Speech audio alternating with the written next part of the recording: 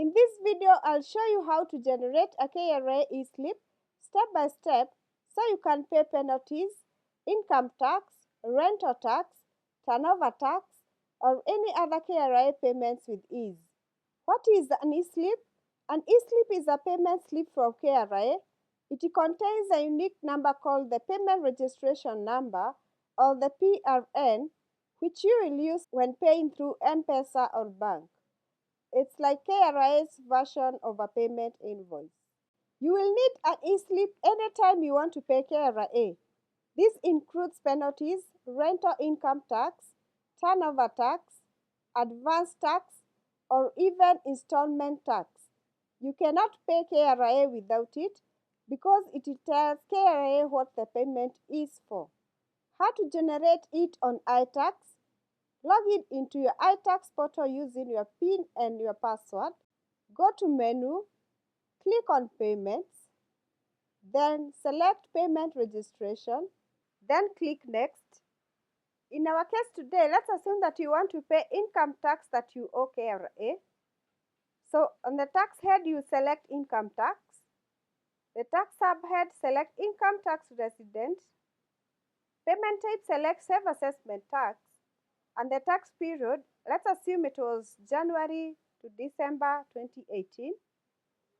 It will give you that option on the liability details. Make sure that you select that year. Indicate the amount at the far end amount to be paid.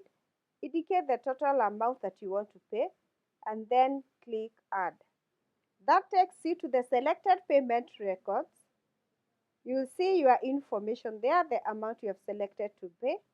It will be there automatically after you click Add. And then the mode of payment, select Other Payment Modes, then click on Submit.